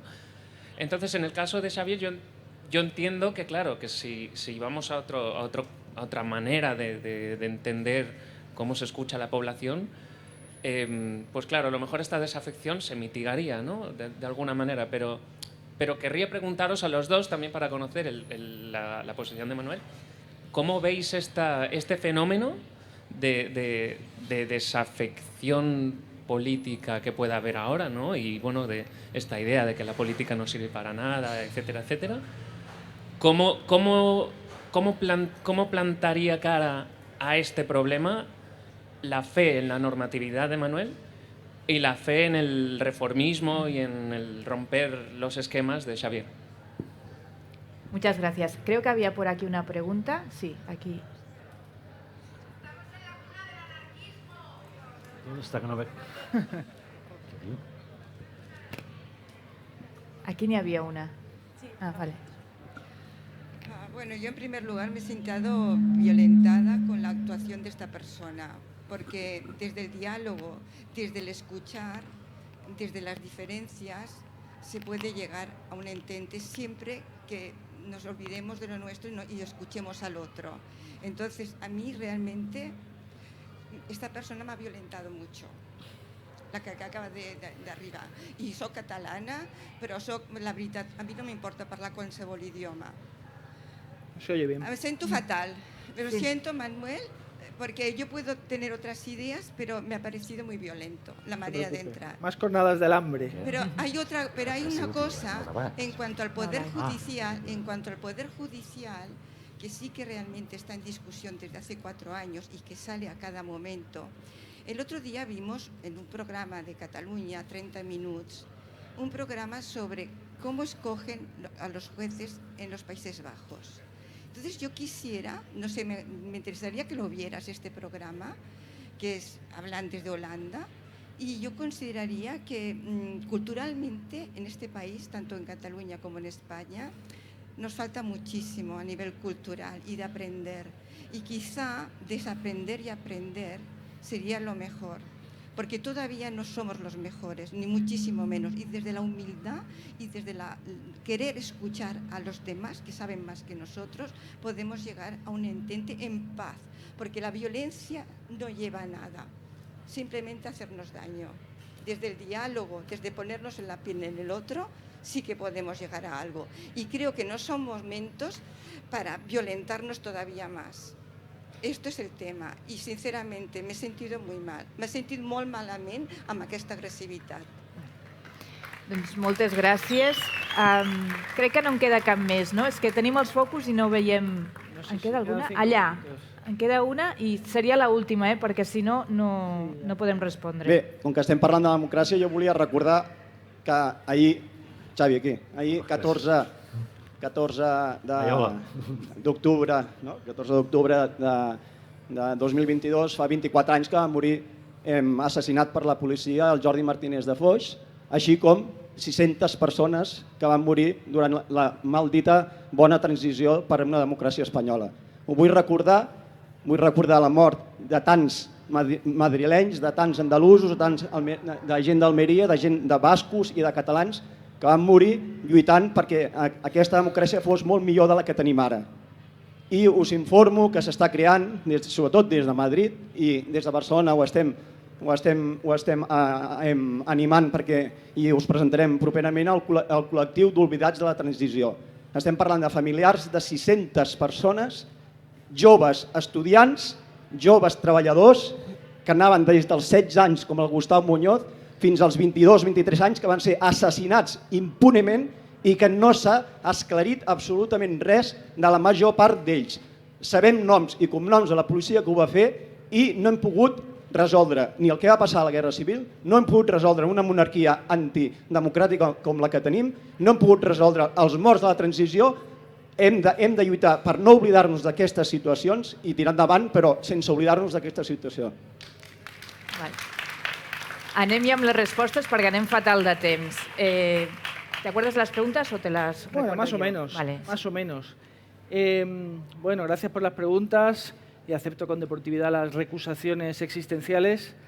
Yo creo que esto es una prueba de la dificultad de emprender un proceso constituyente en España, ¿no? Es decir, que pensar que vamos a ponernos de acuerdo me parece, en fin, sobre todo, es que no todo el mundo piensa como uno piensa.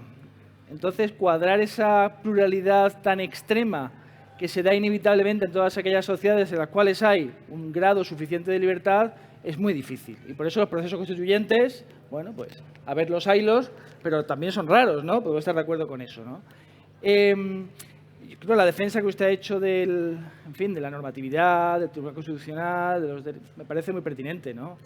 El problema es de nuevo ¿no? Uno piensa que siempre el que va a llegar al poder es uno y va a adoptar aquellas decisiones que le gustan a todo el mundo, porque uno es bueno y no puede equivocarse. Pero puede venir un Donald Trump o puede haber gente que no esté de acuerdo con uno. Y entonces, ¿qué hacemos, no? Y esa necesidad de convivir en libertad exige equilibrios, transacciones, que son muy delicadas, mucho más de lo que parece, y muy complicadas. Entonces, no es que tenga fe en el reformismo, esa fe en la norma. De hecho, soy un reformista más que un rupturista, ¿no? Que quizás sería más Xavier. Pero creo que no hay alternativa a la existencia de normas jurídicas democráticamente producidas. Y no es que Kelsen pensara que el mundo iba a ser una pirámide ordenada, ¿no? El pobre lo pasó muy mal en su vida. Más bien planteaba, bueno, una solución ante todo aquello que había vivido y un ideal al que deberíamos aspirar, ¿no? Y creo que optar por la ruptura es imprudente. Preguntaban también si la fórmula, Eso creo. la selección de los jueces... Bueno, eso, claro, estoy de acuerdo con usted totalmente. España es un país y una democracia con muchos defectos, en todos los aspectos. Y nuestra cultura política es muy deficiente. El Tribunal Constitucional alemán es la institución más prestigiosa del país. Por algo será, ¿no? Pero no necesariamente es por las razones que se han expuesto aquí que el Tribunal Constitucional español es un desastre. Yo creo que el debate es mucho más amplio. Li passaré el programa perquè el pugui veure. Bueno, Y la última que era para los dos era cómo se combate la desafección. Yo también quería Que contestar. hable Xavier, que hable Bueno, Xavier. pero contéstame la desafección y las últimas vale. ya las contesta él y así acabamos. ¿Cómo se combate la desafección? Pues seguramente hay que combinar eficacia decisoria e inclusividad simbólica.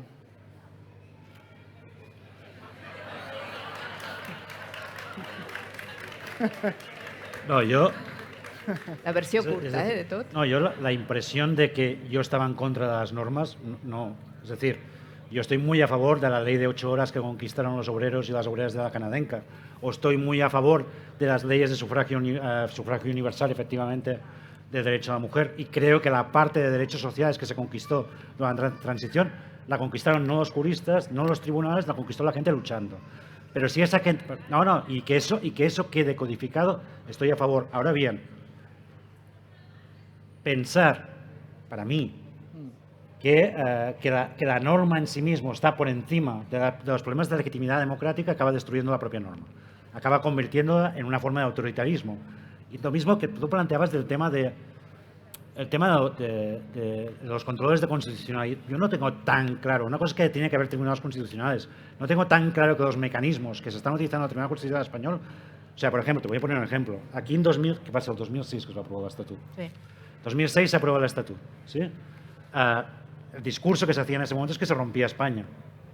El mismo momento que se aprobaba el Estatut, bueno, parecía que se separaba, había un terremoto, ¿no? Como el gran terremoto que tiene que ver en California, y Cataluña se iba, literalmente. El Tribunal Constitucional, a pesar de la urgencia, porque, hombre, si explota España, pues parece que puede ser urgente, a pesar de la urgencia se tomó 4 años para hacer la sentencia, y en la sentencia proclamó que Cataluña había sido inconstitucional durante 4 años, porque el Estatuto estuvo vigente durante esos 4 años, y no había pasado nada. No había pasado nada. Es decir, esa forma de actuación yo creo que es compleja. Tú dices, las constituciones no deben ser fácilmente reformadas porque si no se puede dar mayorías que cambien. Sí, es un buen argumento. La ley fundamental de Bonn se puede reformar y no creo que a nadie plantee que el sistema constitucional en Alemania tenga problemas de populismo jurídico en estos momentos. Es más, cuando tú planteas las reformas, que yo estoy de acuerdo, ¿no? Es que tienen que ser. O sea, la ley orgánica del Poder Judicial yo creo que se tiene que reformar. La ley orgánica del Tribunal Constitucional lo ha dicho la Comisión de Venecia, que se tiene que reformar, o sea, ya directamente. Pero la vía de vamos a intentar reformarlo todo por vía de leyes orgánicas, esa sí que es la vía que permite con cambios de mayorías parlamentarias de golpe vas a tener un Tribunal Constitucional u otro. Ahí sí que te está pasando. Y son temas muy fundamentales. O sea, el Tribunal Constitucional no es una cosa menor. Es decir, que ese tipo de argumentos se pueden aplicar en otros sitios. Y en otros sitios parece que no sean problemáticos. Yo sí que creo que una Constitución que tiene... De hecho, la Constitución es reformable, el artículo, el agravado y el simple, ¿no? El agravado se puede reformar por el simple. De hecho, yo creo que es Fraude de ley. Uy, no abrimos No, turnos, ¿cómo que no? Es fraude, hombre. ¿Por qué es un fraude? Porque no es el espíritu de la norma. Que tú ¿Por puedas qué? saltarte ¿Por el qué? agravado mediante el simple. ¿Quién lo dice? Hombre, claro. Estoy seguro que el Tribunal Constitucional lo diría. Estoy seguro. Pero de eso no tengo Para mí es ninguna duda. evidente, Pero se bueno. puede hacer, pero vaya. Ya es. Pero no, pero yo creo que es la puerta de atrás que dejaron los padres constituyentes para cuando una Constitución llega a un momento que va a...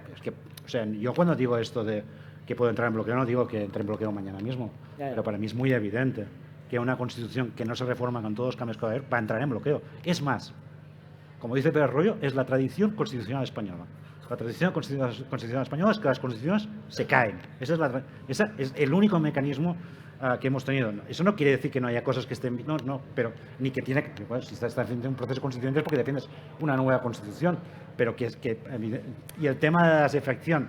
Bueno, yo creo que hay desafección, hay momentos de desafección, pero hay un problema básico. Es decir, si tú ves que el poder político no puede modificar sustancialmente tu vida en un momento en el que tu vida está siendo modificada sustancialmente por otros poderes, es evidente que el poder político pierde legitimidad como factor de cambio. Eso podría ser un motivo de desafección, pero yo creo que hay desafección, a veces hay hastío, ¿no? Y ese hastío lleva, por ejemplo, hemos tenido el año pasado, tuvimos un año donde básicamente, digamos, el humor social que se podía detectar en las encuestas era ya está bien de conflicto, ¿no? Que ya está, la desafección venía por la idea de que había demasiado conflicto. Yo creo que ahora estamos entrando en las encuestas en otro momento donde, ¿cómo que ya está bien de conflicto? Estoy cabreadísima o estoy cabreadísimo. Entonces, quiero decir que la desafección tiene lecturas diferentes según los momentos. Ahora, yo creo que... pero es verdad que finalmente, yo sí que en eso creo, es decir, la desafección puede acabar solo cuando se pueda hacer efectivo que aquello que tú votas y que el poder político obedece, incluso dentro del marco constitucional, obedece a lo que tú has votado. Es decir, cuando eso no puede ser porque alguien no sé dónde ha decidido que no puede ser y no lo ha votado nadie, eso genera desafección, és evident. Doncs hem complert l'horari, ens hem passat només 5 minuts i per tant jo ho deixo aquí. Per cert, ha quedat clar que res és blanc o negre, però almenys jo he après molt i per tant us dono les gràcies als dos. Gràcies al Manuel Arias Maldonado, al Xavier Domènech i a la Neus Tomàs i al públic. Jo crec que ha sigut una Bienal de Pensament, una sessió apassionant, que no diguin que la filosofia i el pensament no poden estar en màxima audiència, perquè jo crec que si haguéssim estat una hora més... Ara sóc jo la que m'enrotllo, és que tenim a la regidora morta. Doncs com que avui no podem estar més, demà a partir de 12:15 tornarem a tenir 3 sessions més, una pel matí, com diem, al migdia, a 2:15 i 2 per la tarda, com avui, també apassionants, i com que sé que us ha agradat molt, si voleu prendre notes o el que sigui, tot això ha quedat gravat, d'aquí uns dies ho posem també a la nostra pàgina web. Moltes gràcies i ens veiem demà. Bona nit. Molt bé.